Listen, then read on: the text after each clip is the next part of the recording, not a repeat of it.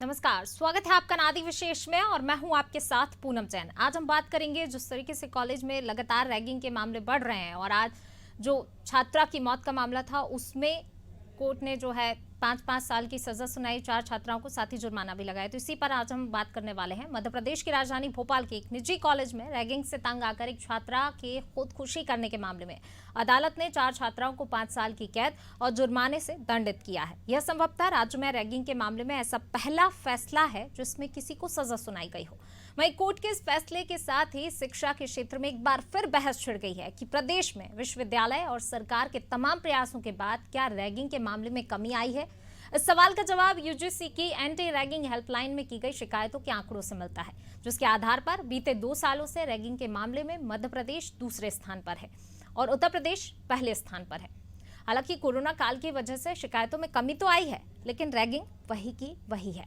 वहीं मामले में कांग्रेस के युवा संगठन ने सरकार को घेरा और इससे सरकार का फेलियर बताया। इसके साथ ही कांग्रेस ने बाहरी छात्रों से रैगिंग होने की बात भी कही है। वहीं बीजेपी नेता भगवान दास सबनानी का कहना है कि प्रदेश में रैगिंग प्रतिबंधित है और अगर किसी कॉलेज में रैगिंग हो रही है तो उस पर कार्रवाई की जाएगी।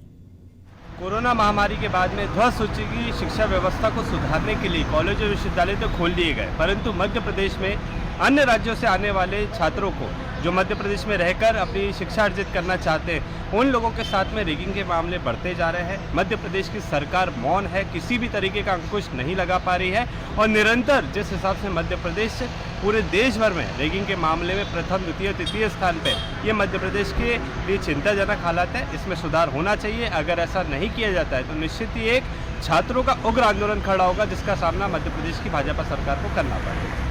अभी हमने 2 दिन पहले ही पढ़ा कि रैगिंग के मामले में एक लड़की के साथ जिस तरीके का बर्ताव हुआ, उसने अपनी सीनियर 4 लड़कियों के नाम बताए और उन चारों को कोर्ट ने सज़ा दी है। 5-5 साल की सज़ा उन चारों स्टूडेंट्स को हुई है जिन्होंने प्रताड़ना का ये काम किया है, रैगिंग का जो काम किया है।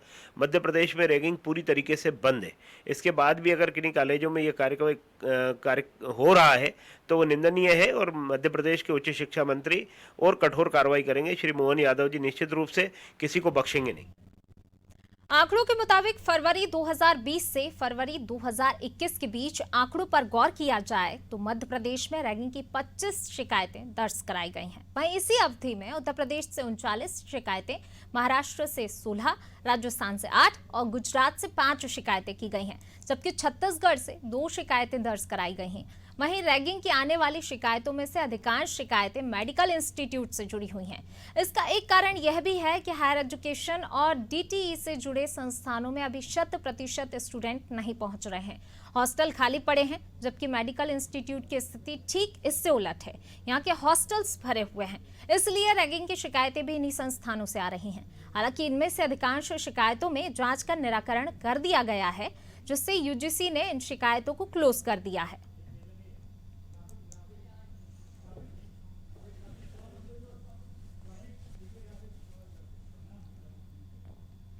तो रैगिंग के मामलों में जो है लगातार मध्य प्रदेश दूसरे नंबर पर है। अभी फिलहाल कई जो है सजा के प्रावधान किए गए हैं, सजा सुनाई गई है, लेकिन उसके बाद भी लगातार कहीं ना कहीं जो है खौफ पैदा नहीं हो पा रहा है। लगातार हम देखते हैं कि कई कार्रवाई की गई है, लेकिन उसके बाद भी खौफ पैदा नहीं हो रहा है। रैगिंग के मामले लगातार इसी तरीके से बढ़ रहे हैं। आखिर क्यों हो रहा है, क्यों लगाम नहीं लग पा रही, इन्हीं सब बातों पर आज हम चर्चा करेंगे। और हमारे साथ चर्चा करने के लिए नेक्स्ट स्टूडियो से हमारे ब्यूरो हेड ब्रजेश चौकसी जी हमारे साथ जुड़े हुए हैं। ब्रजेश जी, हालांकि अभी फैसला आ गया है, सजा सुना दी गई है, लेकिन अगर पहले भी देखा जाए कार्रवाई हुई है, ऐसा नहीं कि नहीं हुई, लेकिन खौफ पैदा नहीं हो रहा है। या तो कार्रवाई होती है तो थोड़ी बहुत कार्रवाई कर दी जाती है, कोई स्ट्रिक्ट ऐसा कदम नहीं उठाया जाता कि ताकि खौफ पैदा हो जिससे रैगिंग के मामलों पर रोक लगाई जा सके। देखिए पूनम, इस तरह के फैसले यदि आएंगे तो निश्चित तौर पर खौफ पैदा होगा, लेकिन हम ये देख रहे हैं 2001 में उसने सुप्रीम कोर्ट ने एक कमेटी बनाई थी, पूर्व निदेशक थे जो सीबीआई के राघवन की, वो कमेटी बनाई गई थी रैगिंग को लेकर। राज्यों को भी निर्देश दिए थे कि उन पर जो रैगिंग लेते हैं उन पर क्रिमिनल केस दर्ज किए जाएं। इससे पहले रैगिंग के ज़्यादा आंकड़े आते थे। हालांकि मध्य प्रदेश के मामलों में हम देखें तो दयनीय स्थिति कह सकते हैं या ख़राब स्थिति कह सकते हैं कि हम तीसरे नंबर पे थे और अब दूसरे पे आ गए, वो भी कोरोना काल होने के बावजूद। तो मध्य प्रदेश हम तीसरे पे था, दूसरे पे आ गया। तो यदि यही रफ्तार रही तो हम पहले पे भी आ सकते हैं। तो इसके लिए एक एंटी रैगिंग कानून बनाने की भी मध्य प्रदेश में ज़रूरत महसूस सी दिख रही है, जैसा कि तमिलनाडु में है। आयोग ने जो सिफारिशें की थी कि यदि कोई रैगिंग करेगा तो उसको तत्काल यदि शिकायत मिलती है तो उसको निलंबित कर दिया जाए, और फिर प्रथम दृष्टया पुख्ता प्रमाण मिलते हैं तो उसको बर्खास्त कर दिया जाए और फिर उस पर क्रिमिनल केस भी दर्ज किया जाए। लेकिन चूंकि छात्रों के भविष्य से जुड़ा मामला रहता है, इस कारण कई बार मुझे लगता है कि इसमें संस्थान भी लीपापोती करने की कोशिश करता है और एक बदनामी का डर रहता है संस्थान को कि यदि हमारे यहाँ रैगिंग हुई तो बाकी के छात्र और अन्य छात्र आगे एडमिशन लेने में दिक्कत देंगे। इस कारण वो इस मामले को छिपाता है, जबकि छिपाना नहीं चाहिए। जैसे रैगिंग का जो मामले हैं, यदि रैगिंग की शुरुआत हुई थी कि छोटे मोटे हंसी मजाक के साथ एक जूनियर आता है तो उससे सीनियरों का परिचय हो जाए, लेकिन वो किस तरीके से विकराल रूप लेता गया, यौन शोषण से लेकर आपको मारपीट तक, प्रताड़ना तक में चला गया, तो इससे डिप्रेशन में चले जाते हैं बच्चे।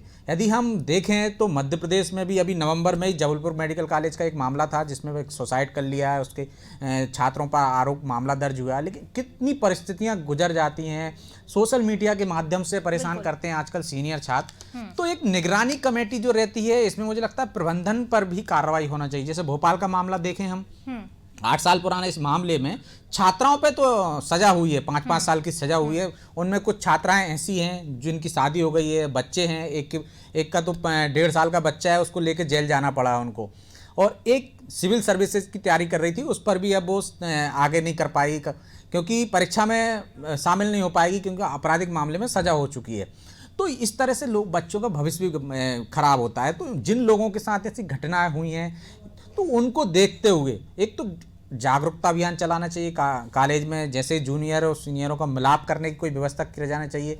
हम देखते हैं कि शिक्षक यदि चाहें तो ये व्यवस्था, इस तरह के मामले सामने आए, ऐसी व्यवस्था बन सकती है कि ना वो छात्रों के साथ, जूनियरों के साथ, सीनियरों के साथ बैठकर लंच करें, लंच टाइम में उनसे संपर्क में रहें कि कहीं कोई दिक्कत तो नहीं है। जो डर रहता है, जैसे अभिभावक अपने बच्चों को हॉस्टल में भेज देते हैं तो वहाँ पे बच्चे दूर दराज से आते हैं, यदि मान के चलो किसी दूसरे जिले से ग्रामीण पृष्ठभूमि का बच्चा भोपाल के किसी हॉस्टल में रहता है तो निश्चित तौर पर वो एक असुरक्षित सा महसूस करता है। यदि उनके साथ शिक्षक और सीनियर पालक की भूमिका निभाए, या ऐसी एक कोई कमेटी बना दी जाए, पालकों की कमेटी बनी जाए, लोगों की एक कमेटी बना दी जाए, मोहल्ले वालों की, सीनियर्स लोगों की, और अधिकारी वगैरह जो हैं, प्रोफेसर हैं, अधिकारी हैं, बनाने की यहाँ पर बहुत ज्यादा जरूरत है। और इसी पर अब हमारे साथ ज्यादा चर्चा के लिए विकास जैन, वरिष्ठ पत्रकार, हमारे साथ जुड़ गए हैं, उनसे भी जान लेते हैं। विकास जी, क्या वाकई एक कमेटी की यहाँ पर अब जरूरत, आवश्यकता महसूस की जा रही है, जिस तरीके से ब्रजेश जी ने कहा, क्योंकि लगातार मामले बढ़ ही रहे हैं। मध्य प्रदेश तीसरे स्थान से दूसरे स्थान पर आ गया है रैगिंग के मामले में, थम नहीं रहे, मामले लगातार बढ़ ही रहे हैं, और अगर ऐसा ही चलता रहा तो वो दिन भी दूर नहीं कि मध्य प्रदेश पहले स्थान पर आ जाएगा। आपको सर जानकारी हो, पहले भी मध्य प्रदेश नंबर प्रथम पर रह चुका है रैगिंग में, क्योंकि मैंने 1-2 केसेस इसमें लिखे हैं, आंकड़े ऐसे लिखे हैं मैंने 2-3 सालों पहले, जिसमें मध्य प्रदेश नंबर 1 पे रहा है रैगिंग में। लेकिन स्टेट गवर्नमेंट ने गंभीरता से लिया उसको, संस्थानों ने गंभीरता से लिया, तब 3rd और अब फिर 2nd पे आ रहे हैं। तो कहीं ना कहीं संस्थानों की चूक है, प्रोफेसर अपनी जिम्मेदारियों से छूट रहे हैं और विद्यार्थी जो है वो रैगिंग को मजाक में ले रहे हैं, जिसके कारण प्रकरण कंटिन्यू बढ़ रहे हैं। जी। इसलिए संस्थानों को और टीचरों को अपनी जिम्मेदारी समझना होगी कि इन कृत्यों से बच्चों को दूर रखा जाए। जी विकास जी, प्रबंधन को समझना होगा, लेकिन कहीं ना कहीं जो सीनियर्स हैं उनको भी समझने की जरूरत है। वो वही चीजें करते हैं जो उनके साथ हो चुकी होती है, उन परिस्थितियों के बावजूद भी जो है वो अपने जूनियर्स के साथ वैसा ही बिहेव करते हैं। क्या है, जो जूनियर रहते हैं वो चाहते हैं कि हमारे साथ रैगिंग हुई है तो हम बदले की भावना को लेके, वो जब सीनियर बनते हैं तो अपने जूनियर से उस बदले की भावना को पूरा कैश करते हैं। यहाँ पर प्रोफेसरों को जिम्मेदारी निभाना पड़ेगी अपनी, ताकि वो अपने जूनियर और सीनियर को बता सकें कि रैगिंग प्रकरण है, इनमें नहीं इन्वॉल्व होना है, इनसे भविष्य कैसे अपना खराब होता है और जूनियर का खराब होता है, और इससे घर परिवार पे भी काफी ज्यादा गहरा असर पड़ता है।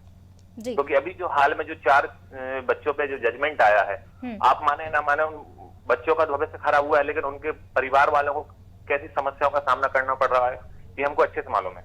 बिल्कुल। ब्रजेश जी, आपका कोई सवाल? देखिए विकास जी, आपको नहीं लगता कि एक सीनियरों की, छात्रों की या अभिभावकों की भी जिम्मेदारी है, तो एक कोई ऐसी कमेटी बना दिया जाए हर कॉलेज पर जिसमें कुछ पालक भी हों, प्रोफेसर भी हों और शिक्षक भी हों, और वहाँ के क्षेत्र के जो अधिकारी हैं, बड़े अधिकारी हों, जो महीने में एक बार जाएं या लोगों से वहाँ संपर्क में रहें, तो जिससे कि लोगों में जो भय रहता है, छात्र आते हैं नए, हॉस्टल में रहते हैं खासकर, उनकी जो ऑलरेडी सभी संस्थानों में एक कमेटी बनी हुई है, लेकिन क्या है, प्रोफेसर उसको गंभीरता से नहीं लेते हैं। ऑलरेडी अभिभावकों की कमेटी, मतलब कि एक कमेटी होती है, उसमें सीनियर प्रोफेसर होते हैं, एचओडी होते हैं, प्रिंसिपल उसका अध्यक्ष होता है, प्रॉक्टर होते हैं, सब रहते हैं, लेकिन काम कहीं नहीं होता। क्यों? क्योंकि कहीं ना कहीं से वो अपनी जिम्मेदारी से छूट जाते हैं। बाकायदा नोटिस बोर्ड लगे हुए हैं, होर्डिंग्स लगे हुए हैं, नंबर दिए हुए हैं, फिर भी रैगिंग हो रही है। क्यों? क्योंकि कहीं ना कहीं प्रोफेसर या सीनियर विद्यार्थी उसको गंभीरता से नहीं लेना पसंद करते। इस गंभीरता को लाना पड़ेगा, बच्चों में लाना पड़ेगा, प्रोफेसरों में लाना पड़ेगा।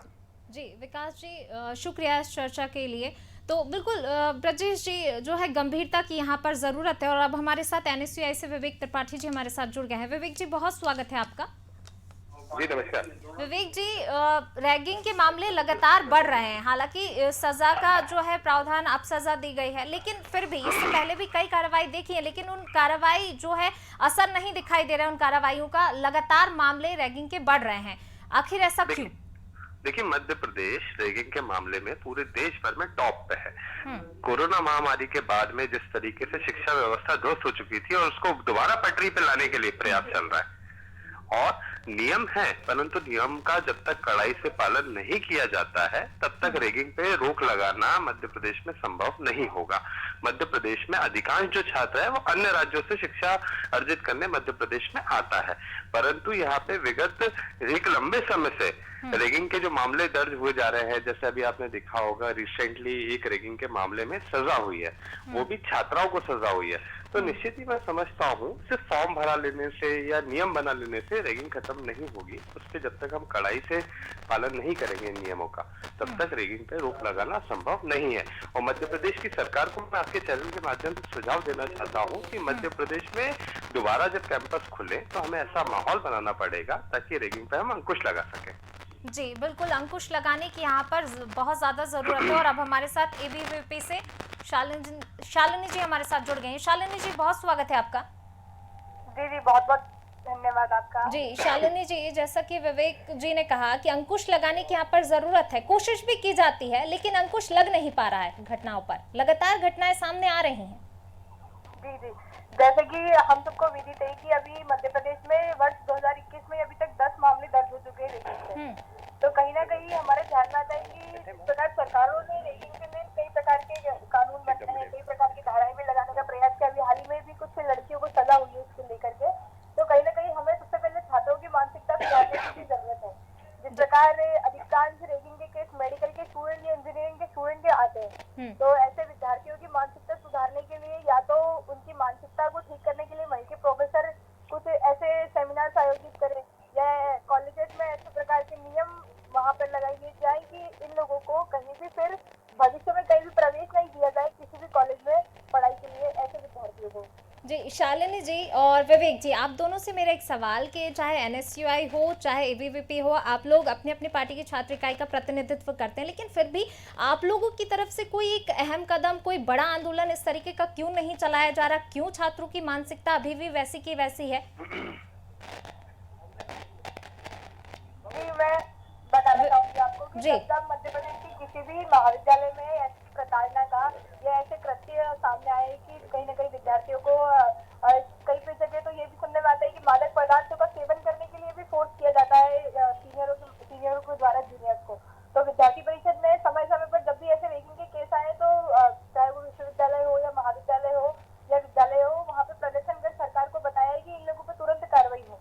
तो विद्यार्थी परिषद समय समय पर छात्रों की आवाज उठाता रहता है। निश्चित तौर से आने वाली रैगिंग किसी भी प्रकार के ऐसे अपराध किसी भी महाविद्यालय में संचालित होंगे तो विद्यार्थी परिषद सबसे अग्रणी होकर के इनकी आवाज को उठाएगा। और कहीं ना कहीं हमारा भी प्रयास रहेगा कि विद्यार्थियों की मानसिकता इसके विरुद्ध बने, रैगिंग के विरुद्ध बने, कोई भी ऐसा कृत्य करने के लिए कभी भी अग्रसर ना हो। विवेक जी, यही सवाल का जवाब मैं आपसे कि आखिर क्यों आप लोगों की तरफ से कड़ा कदम क्यों नहीं उठाया गया देखिए, मैं आपको कहना चाहता हूँ, इसमें छात्र संगठन कोई आंदोलन करने की आवश्यकता नहीं है। ये प्रशासन की जिम्मेदारी है, कॉलेज मैनेजमेंट की जिम्मेदारी है कि कॉलेज और कैंपस के अंदर एक ऐसा माहौल बनाया जाए कि जूनियर और सीनियर्स के बीच में एक जो खाई है उसको खत्म किया जाए। मैं मित्रता पूर्वक अगर मैं समझता हूँ सेकंड ईयर का सीनियर अपने फर्स्ट ईयर के जूनियर का बड़े भाई की तरह कैंपस में स्वागत करेगा, तो मैं समझता हूँ रैगिंग के मामले में रोकथाम हो सकती है। और निश्चित ही एनएसए इसके लिए समय समय पे जब भी एडमिशन प्रक्रिया शुरू होती है, प्रवेश के समय हम ये माहौल बनाने का प्रयास करते हैं कि हम नए छात्रों का अभिनंदन एक खुले माहौल में कर सके। एक ऐसे माहौल में हम छात्रों का अभिनंदन करें जहाँ सीनियर उनके लिए बड़े भाई या बड़ी बहन की तरह भूमिका में रहे और भविष्य में उनके और भी चीजों में मार्गदर्शन करने का काम करे। तो ये माहौल बनाने के लिए एनएसए निश्चित ही पूरे मध्य प्रदेश में कॉलेज लेवल पे कोशिशें करती है, परंतु इसमें अगर मैनेजमेंट भी सभी छात्र संगठनों की काउंसिल बनाए, जैसे विश्वविद्यालय में जो छात्र कल्याण समिति होती है, उसमें मैं समझता हूँ मध्य प्रदेश के सभी छात्र संगठनों के लोगों को एक सुझाव भी आप समझिए कि सभी छात्र संगठन के एक एक व्यक्ति को अगर उसमें काउंसिल में लिया जाता है तो निश्चित ही इसमें रोकथाम लगाने में भी हम कामयाब होंगे। अगर छात्र संगठन के लोगों को इन काउंसिल में रख के और उसमें आगे कैसे प्रशासन को काम करना है तो इसके लाभ होंगे और मैं समझता हूँ उसमें रैगिंग के मामले भी कम होंगे पूरे मध्य प्रदेश में। अभी क्या करता है प्रशासन सख्ती दिखाता है कि फर्स्ट ईयर की क्लासेस का टाइमिंग चेंज कर देता है, सीनियर्स की क्लासेस का टाइम चेंज कर देता है। तो निश्चित ही अगर किसी चीज को रोकने का ये तरीका अपनाया जाता है तो वो उतना सफल होता नहीं है। जी ब्रजेश जी, मैं आपके पास आना चाहूंगी। जिस तरीके से जो है लगातार हम देखते हैं कि चाहे एनएसयूआई एबीवीपी हो, ये लोग अन्य चीज़ों में जब भी राजनीति की बात आती है आगे दिखाई देते हैं, लेकिन ऐसे मामलों में इनकी तरफ से क्यों कोई बड़ा कदम नहीं उठाया जाता ताकि रोक लगाई जा सके? फिर कॉलेज प्रबंधन की जिम्मेदारी क्यों बनती है आखिर? बिल्कुल पूनम, ये अपनी जिम्मेदारी से भाग नहीं सकते। जैसे विवेक जी कह रहे हैं कि आंदोलन करने की जरूरत नहीं है। क्यों नहीं है? जब आप छात्रों के वोट चाहिए होते हैं, आपको उनके बीच में राजनीति करते हो, आप छात्रों से जुड़े रहते हो और कहीं ना कहीं संरक्षण रहता है वहाँ, जो आप एनएसयूआई हो चाहे विद्यार्थी परिषद हो, छात्रों का दबदबा रहता है दोनों ही दलों का। जो वहाँ पे कॉलेज में यदि ये लोग सपोर्ट ना करें रैगिंग वालों को, निश्चित तौर पर किसी की हिम्मत नहीं है कि वहाँ रैगिंग कर सके। ये लोग पीड़ित पक्ष के साथ खड़े हो जाएं और यदि ये घोषणा कर दें कि जो रैगिंग करेगा वो हमारे दल में नहीं रहेगा, हमारा संरक्षण नहीं हो। कई बार हम देखते हैं कि जब रैगिंग के मामले आते हैं तो इनमें से कोई एक दल जाके उन छात्रों की सपोर्ट में कार्रवाई ना हो, तो ये वाली जो मानसिकता छोड़ना पड़ेगी। दूसरा क्या है कि जिम्मेदारी तय करना पड़ेगी, जो एंटी रैगिंग कमेटी वहां बने, छात्रों को भी जिम्मेदारी, सीनियर छात्रों को, उनके अभिभावकों को भी जागरूक होने की जरूरत है। उन्हें बताना होगा कि भाई आप कॉलेज जा रहे हो तो आप किसी को प्रताड़ित नहीं करोगे, जूनियर छात्रों को। और इस तरह की जो सजाएं हुई हैं और जो घटनाएं हुई हैं उनको संज्ञान में लाकर लोगों को मनोवैज्ञानिक रूप से कॉलेज में जब आए, छात्रों को चाहे जूनियर हो चाहे सीनियर, उनको बताओ कि ये घटनाएं हुई हैं इस कॉलेज में या प्रदेश में या देश में, कि रैगिंग की वजह से किसी व्यक्ति ने सुसाइड कर लिया, उसके परिवार पे क्या बीती, किस तरह से उसको प्रताड़ित किया जा रहा था, या गेट टुगेदर का कुछ एनएसयूआई की तरफ से या विद्यार्थी परिषद की तरफ से ये कुछ आयोजन किए जाएं और दूसरों को मिलवाया जाए, तो समन्वय बनाने की कोशिश की जाए कि जूनियर सीनियर का जो भेद मिटाया जाए कि वहाँ पार्टी करो, आयोजन करो, मतलब सामूहिक रूप से भोज कर रहे हैं, जो टिफिन ले जाते हैं वो करो। तो ऐसी पहल करना पड़ेगी और निश्चित तौर पर दोनों ही संगठन कर सकते हैं, चाहे वो विद्यार्थी परिषद हो चाहे एनएसयूआई। इनकी भूमिका महत्वपूर्ण हो सकती है रैगिंग पर अंकुश लगाने के लिए।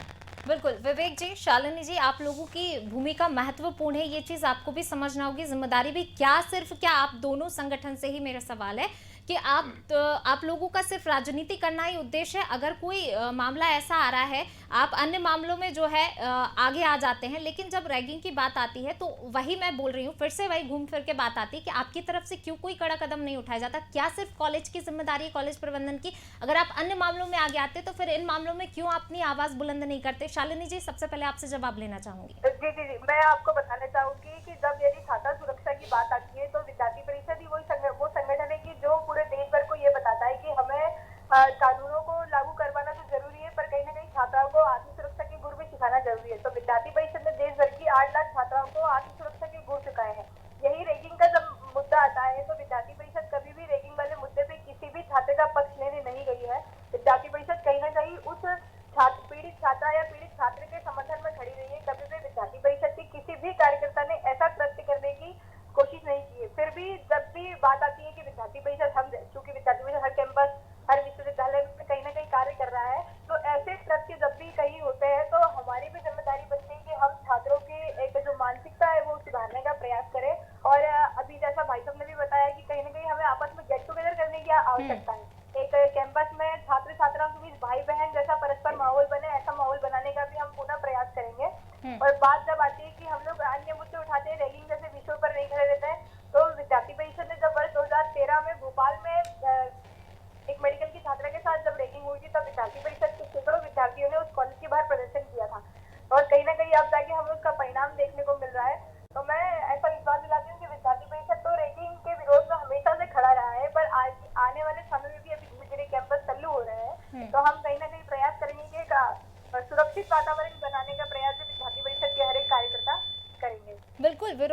लोग खड़े हैं लेकिन कोई सख्त कदम नहीं उठाया जाता। विवेक जी, देखिए निश्चित ही मैं आपको बताना चाहता हूँ, एनएसए एक लंबे समय से रेगिंग को रोकने के लिए पूरे मध्य प्रदेश में सरकार के साथ में पैरेलली हम काम कर रहे हैं। हम विश्वविद्यालय हो चाहे कॉलेज लेवल हो, वहाँ पे रेगिंग को पूर्णतः बंद करने के लिए, पूर्णतः रोकने के लिए हम जो कर सकते हैं संभवतः हमने सारे कदम उठाए हैं। और निश्चित ही नए छात्रों को एक आत्मविश्वास से भरे हों उसके लिए हम भी प्रयास करते रहते हैं और हम समय समय पे सीनियर्स को भी समझाते हैं कि रैगिंग करना एक दंडनीय अपराध है। तो इसमें लिप्त होना या इसमें आप किसी भी तरीके की सहभागिता करते हैं तो निश्चित ही आप एक गैर कानूनी कृत्य को अंजाम दे रहे हैं। तो उसको भी हम रोकने के लिए समय समय पे कैंपस में सेमिनार्स आयोजित करवाते हैं कि नए छात्र के अंदर से डर की भावना जो है वो निकले और कॉलेज में आने से पहले अगर वो सोचता है कि रैगिंग तो होगी ही, तो उसको रोकने के लिए हमने कई हेल्पलाइन नंबर भी पूरे मध्य प्रदेश में जारी किए हुए हैं। कैंपसेस में अगर किसी छात्र के साथ कोई शिकायत होती है, ऐसी कोई घटना उसके साथ में घटित होती है, तो वो निसंदेह एनएसए से संपर्क करते हैं और एनएसए के संपर्क में आने के बाद में एनएसए को जहां भी पता चलता है कि मध्य प्रदेश में किसी भी कॉलेज में हमारे बहन भाई के साथ में रैगिंग जैसा कृत्य हो रहा है, तो उसको हम कड़ाई से उसके खिलाफ लड़ाई लड़ते हैं और निश्चित ही जो भी दोषी हैं उनके खिलाफ आपराधिक प्रकरण दर्ज करा के उनको हम कानूनी कार्यवाही भी करवाते हैं उनके ऊपर। हम कॉलेज में भी ऐसा माहौल बनाने की कोशिश करते हैं कि कॉलेज में सीनियर्स के साथ साथ जो प्रोफेसर्स हैं वो भी उस सेल में रहें और ऐसा आगे भविष्य में ना हो पाए जो घटनाएं हो रही हैं रैगिंग की, उसकी प्रवृत्ति ना हो, उसको रोकने के लिए भी हम लोग निरंतर हमारे प्रयास पूरे साल भर चलते हैं। और विशेष रूप से जब भी प्रवेश की समय होता है उस समय हमारे हेल्पलाइन नंबर्स, हमारी टीमें कॉलेजेस में जाके छात्रों के बीच में ऐसा माहौल बनाने का प्रयास करते हैं कि वहाँ पे एक अच्छा माहौल हो और बगैर डर के निडर होके प्रथम वर्ष का छात्र अपने कैंपस में आ सके और किसी भी तरह की कोई परेशानी ना हो। क्योंकि रैगिंग सेल्स कोई बहुत ज्यादा प्रभावी थे नहीं विश्वविद्यालय और कॉलेजेस के, उसमें कोई भी शिकायत करने से पहले छात्र घबराता था। तो निश्चित ही एनएसए के हेल्पलाइन नंबर से फायदा हुआ है कि कहीं कोई ऐसा मामला आया है हमारे संज्ञान में तो हमने उसमें सख्त कार्रवाई करी है। और निस्संदेह मैं समझता हूँ मध्य प्रदेश में रैगिंग को पूर्णतः समाप्त करने के लिए सभी छात्र संगठनों को एकजुट होकर आवाज उठानी पड़ेगी और एनएसए ये काम कर रही है। और निश्चित ही मैं समझता हूँ हम इसमें जो अभी रैंकिंग में टॉप पे चल रहे हैं वो हम खत्म करेंगे। बिल्कुल प्रयास जरूर किए जा रहे हैं लेकिन विफल हो रहे हैं। ब्रजेश जी, मैं आपके पास आना चाहूंगी, फिर आप कोई सवाल लीजिएगा, लेकिन उससे पहले एक जिक्र करना चाहूंगी। 15 साल पुराना एक मामला है, भोपाल रेलवे स्टेशन पर एक हादसा हुआ था। छात्र जो है रैगिंग से परेशान था, वो जा रहा था लेकिन उसको ऐसा लगा कि सीनियर्स उसके आ गए हैं, किसी को आता देख, और वो झट से भागा और ट्रेन के आगे आकर जो है वो कट गया। इतनी तेज दौड़ लगाई, मतलब कि आप समझिए कि रैगिंग का इतना खतरनाक डर कि सामने से किसी को आता देखता है और बस वो अपनी जो है जान खतरे में डाल देता है। देखिए पूनम, किसी भी चीज़ की प्रताड़ना की जो हद होती है वो पार हो जाती है तब आदमी सुसाइड करता है। तो आप देखिए किस तरह से रैगिंग उसको डिप्रेशन में ला रही है, परेशान हो जाते हैं छात्र, उनके किस तरह से शोषण होता है, उनको नग्न करके पीटा जाता है, मारपीट की जाती है, यौन शोषण होता है उनका, तो 24-24 घंटे तक प्रताड़ित। और आजकल क्या सोशल मीडिया पे भी उनको प्रताड़ित कर रहे हैं। जैसे मैं जबलपुर का मामला बता रहा था आपको कि यदि वो छात्र 1 महीने तक घर में रहा नहीं गया डर के कारण, तो उसको सोशल मीडिया पे आप व्हाट्सएप के माध्यम से, फ़ोन के माध्यम से उसको प्रताड़ित कर रहे थे, जिसकी शिकायत थाने में की। मैं वही कह रहा हूँ कि इसके लिए पूरा समझने की ज़रूरत है कि पूरे सब लोगों को जागरूक होने की ज़रूरत है। उन अभिभावकों को भी जिनके बच्चे कॉलेज में पहुँच रहे हैं उनको भी इस बात का ध्यान देने की ज़रूरत है कि हमारे बच्चे जा रहे हैं तो वो प्रताड़ित तो नहीं हो रहे हैं किसी तरीके से। और जो सीनियर बच्चे हैं उनके अभिभावकों को भी ये जिम्मेदारी लेनी चाहिए कि वो किसी को प्रताड़ित तो नहीं कर रहे हैं। शिक्षकों को भी, प्रोफेसरों को भी इस बात पे नज़र रखना पड़ेगी कि जूनियर जो आए हैं वो कहीं प्रताड़ित तो नहीं हो रहा है। हॉस्टल में और एनएसआई, विद्यार्थी परिषद, इनको सबको एक माहौल बनाना पड़ेगा। साथ ही यदि ये माहौल नहीं बना पा रहे हैं तो आपको मध्य प्रदेश सरकार को भी चाहिए कि एंटी रैगिंग कानून लाए मध्य प्रदेश में, सख्त कानूनों को जो नाजीर बने। जैसे ये मामला है, अभी 4 छात्राओं को जो सजा हुई, जो महिलाएं हैं, जो 8 साल पुराना मामला था। ऐसे मामले जब सामने आएंगे, लगातार होंगे, तो मुझे लगता है कानून का भय भी बनेगा और इसके कारण लोगों में डर आएगा छात्रों में। लेकिन उन छात्रों को बताने की ज़रूरत है। हर छात्र इतना जागरूक नहीं है या पढ़ता नहीं है। उस कॉलेज में ऐसे कोई लेक्चर होना चाहिए या ऐसी कोई व्यवस्था होनी चाहिए कि देखिए रैगिंग के क्या दुष्परिणाम है, आपका भी भविष्य खराब होगा और दूसरा भी प्रताड़ित होगा, उसका पूरा परिवार परेशान हो जाता है। तो ये सब चीज़ें जानकारी कौन देगा? तो कॉलेज में प्रोफेसरों की भी जिम्मेदारी है, छात्र संगठनों की जिम्मेदारी है और अभिभावकों की जिम्मेदारी है कि वो करें। इसके बाद में आता है कानून पे। आप जब प्रताड़ित हो जाते हो ज़्यादा, तब कानून के पास जाते हो, पुलिस के पास जाते हो, तब आप पे आपराधिक मामला दर्ज होता है। तब कई बार देखते हैं बहुत देर हो चुकी होती है। जो प्रताड़ित छात्र रहता है वो सुसाइड सुसाइड तक कर लेता है। तो ये नौबत ना आए उससे पहले ही हम क्यों ना रोक दें उसको। तो इसकी दिशा में काम करने की जरूरत है और वो ये सब मिलकर कर सकते हैं। उसमें महत्वपूर्ण भूमिका, जो मैं पहले भी कह रहा था, छात्र संगठन निभा सकते हैं। बिल्कुल। विवेक जी क्या कहते हैं? छात्र संगठन की बात वही आती है कि आप लोगों की जिम्मेदारी ज्यादा बनती है।